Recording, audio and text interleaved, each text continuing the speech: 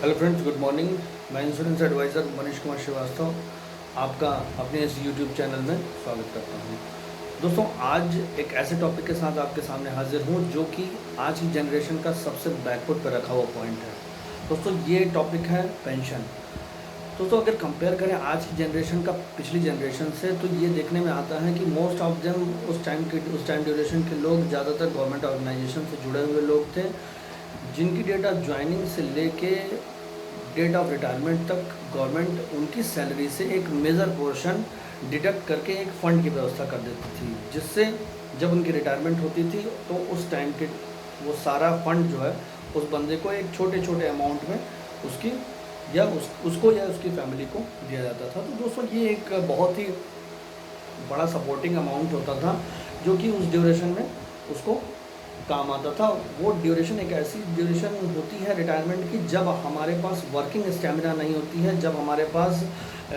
काम करने लायक इतनी स्टेमिना नहीं होती है कि हम कहीं 8 से 10 घंटे जॉब कर सकें और अर्निंग कर सकें। वो मोस्ट ऑफ देम वो रिलैक्सेशन का पीरियड होता है कि आप अपने घरों में रह के आराम करते हैं, और एक तब भी हमारे जो डेली के खर्चे हैं, जो डेली के एक्सपेंस हैं, वो हमारे बने रहते हैं। उस केस में भी हमें एक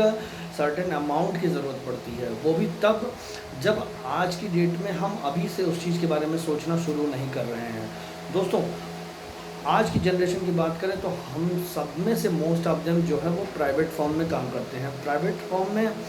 अगर हमने आज खुद से ये इनिशिएटिव नहीं लिया है पेंशन के बारे में, तो दोस्तों कल बहुत देर हो जाएगी कि जब कि ओल्ड एज हमारे सामने होगी और हमारे पास एक फ़िक्स अमाउंट नहीं होगा हमारे अपने खर्चे के लिए, और वर्किंग स्टेमिना भी नहीं होगी कि उस कंडीशन में हम अपने आप को सर्वाइव कर सकें। तो दोस्तों, उसी से रिलेटेड अगर हम बात करते हैं तो उस केस में हम ये देखते हैं कि जब भी हम ओल्ड एज के बारे में सोचें तो एक ऐसा फाइनेंशियल टूल्स का सहारा ले सकते हैं कि जो हमें एक सर्टेन और गारंटीड फाइनेंस जो है सपोर्ट करता रहे हमारी ओल्ड एज ड्यूरेशन में। तो दोस्तों, अगर बात करते हैं रिलायबिलिटी की और सर्टेन गारंटीड टूल की, तो उस केस में LIC के कुछ प्लान से बेहतर कोई और ऑप्शन नहीं है। दोस्तों, आज मैं डिस्कस करूंगा इसी के रिगार्डिंग LIC का जीवन उमंग प्लान। क्या है जीवन उमंग प्लान? दोस्तों, जीवन उमंग प्लान एक ऐसा प्लान है जो कि आपको गारंटीड हर साल एक सर्टेन अमाउंट प्रोवाइड करता है। ये डिपेंड करता है कि आपकी फाइनेंशियल रिक्वायरमेंट, फाइनेंशियल एनालिसिस के अकॉर्डिंग आपको कब से उस अमाउंट की ज़रूरत है। जैसे अगर हम इसमें बात करें जीवन उमंग की, तो इसमें 4 सेगमेंट है। पहला 15 साल, 20 साल, 25 साल और 30 साल। अब दोस्तों, मान लीजिए कोई बिल्कुल यंग एज का बंदा है, कोई बिल्कुल 25 साल का नौजवान है, तो उस केस में वो 20 साल तक का टाइम ड्यूरेशन आराम से ले सकता है, ताकि वो एट द एज ऑफ 45 के टाइम ड्यूरेशन से टिल द 100 ईयर तक का आराम से पेंशन ले सके, ताकि उसको किसी भी बंदे के आगे, किसी भी कंडीशन के आगे उसको झुकना या दबाव में ना आना पड़े, ताकि वो अपने फाइनेंशियल ज़रूरतों के साथ समझौता उसे करने की नौबत ना पड़े। तो दोस्तों, आइए इसे एक एग्जांपल के साथ समझते हैं। मान लीजिए कि कोई 27 साल से 28 साल का कोई व्यक्ति 15 साल की ड्यूरेशन को ऑप्ट करता है। 15 साल की ड्यूरेशन का ऑप्ट करने का मतलब यह है कि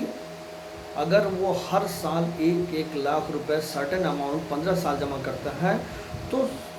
15 साल पूरा होने के 16वें साल से लेकर टिल द 100 ईयर, यानी कि अगर 27 साल की बात करें तो उस केस में 42 ईयर, जब वो बंदा 42 ईयर का होगा तो उस केस से लेके उसकी डेथ तक, यानी कि अगर वो 100 ईयर तक सर्वाइव करता है तो 100 ईयर सर्वाइवल तक उसको हर साल 1 लाख रुपए मिलते रहेंगे। अब बात करते हैं कि अगर ऐसा नहीं हुआ कि वो एक सर्टेन टाइम ड्यूरेशन तक 100 ईयर तक सर्वाइव नहीं कर पाया या उससे पहले उसकी डेथ हो जाती है, तो इस कंडीशन के लिए सबसे बड़ी बात यह है कि जीवन उमंग प्लान में जैसे जैसे टाइम ड्यूरेशन बीतता जाता है, दोस्तों, तो मेजर फैक्ट की बात करूँगा कि सबसे बड़ी बात यह है कि LIC के किसी भी अन्य प्लान में ऐसा नहीं है कि जैसे जैसे टाइम ड्यूरेशन बढ़ती जाती है आपकी रिस्क कवर का अमाउंट बढ़ता जाता है। अगर हम बात करें अदर प्लान्स की, तो अगर मान लीजिए अगर आपने 10 लाख के रिस्क कवर का एक प्लान ले रखा है, तो वो 1 से 25 साल तक आपको 10 लाख के ही कवर में आपको कवर करता रहेगा। बट जीवन उमंग एक ऐसा प्लान है दोस्तों जिसमें हर साल नॉर्मल कवर और के साथ एक्सीडेंटल कवर का इंक्रीमेंट का फ़ायदा मिलता रहता है। यानी कि अगर किसी ने 12 साढ़े 12 लाख का कवर लेके ये प्लान स्टार्ट किया है तो 15 साल के बाद वो कवर बढ़ के 19 से लेके 20 लाख तक का आराम से हो जाता है, और एक्सीडेंटल उसका डबल यानी कि लगभग 30 से 40 लाख रुपए तक का हो जाता है। तो दोस्तों सबसे बड़ा फ़ायदा जो पहला मिलता है वो ये मिलता है कि कवर का, वो भी पहले दिन से कवर। पहले दिन से कवर का मतलब ये है कि अगर किसी ने पॉलिसी आज की डेट में इस घंटे में ख़रीदी और किसी मिस हैपनिंग की वजह से या किसी दुर्घटना की वजह से 2 से 3 घंटे के बाद या फिर तुरंत उसके पॉलिसी लेने के कुछ समय के बाद उसकी डेथ हो जाती है, तो दोस्तों उस दिन भी उसकी फैमिली को उस 12.5 लाख के कवर का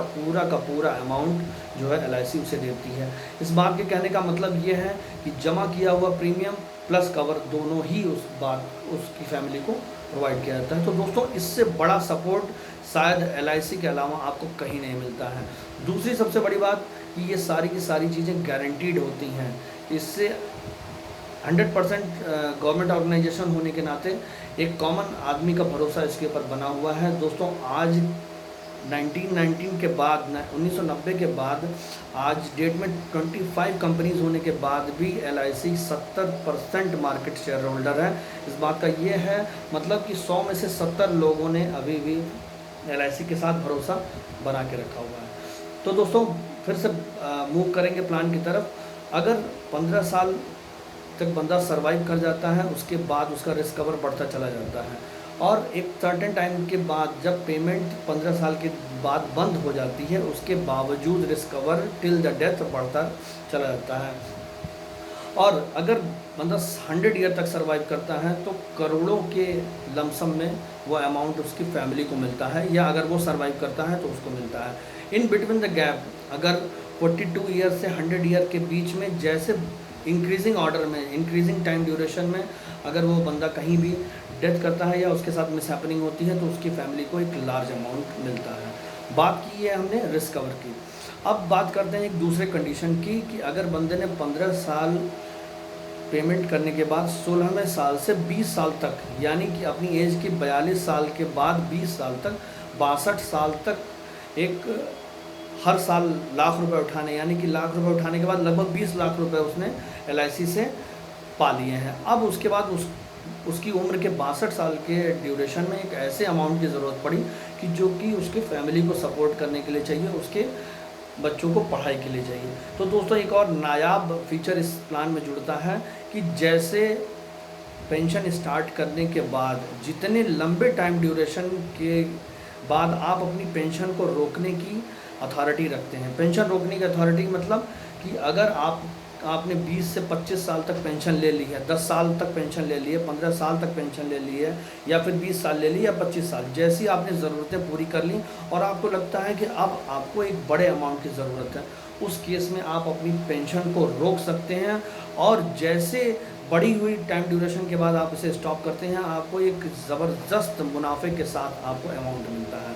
तो दोस्तों ये एक ऐसा फीचर था कि जब आपको उस ड्यूरेशन में अगर अपने बच्चों की पढ़ाई के लिए, शादी के लिए, किसी बड़े घर को ख़रीदने के लिए एक बड़े अमाउंट की ज़रूरत होती है तो जीवन उमंग उस समय आपके साथ खड़ा होता है और एक लंबा एक अच्छा मैच्योरिटी का अमाउंट आपको मिलता है। तो दोस्तों ऐसा नहीं है कि अगर आपने एक पेंशन फिक्स कर ली है तो वो आपको लेनी ही लेनी है। आप कभी भी इसको स्टॉप कर सकते हैं, अपनी ज़रूरतों के हिसाब से पैसा कलेक्ट कर सकते हैं। ये तो बात हुई कि आइडल कंडीशन की। अगर हम बात करें कि किसी सर्टेन कंडीशन में बंदे ने 15 साल तक के लिए प्लानिंग की थी कि हाँ मैं 15 साल ड्यूरेशन तक मैं पेमेंट दूंगा LIC को, और किसी वजह से वो सिर्फ 10 साल तक का पेमेंट दे पाता है, उस कंडीशन में क्या होगा दोस्तों? क्या अदर ऑर्गेनाइजेशन के पास ऐसी फैसिलिटी है कि बंदे के पास अगर पैसा ख़त्म हो गया है या फिर पैसे देने लायक कंडीशन में नहीं है तो उसको कुछ सपोर्ट कर सके? जी नहीं।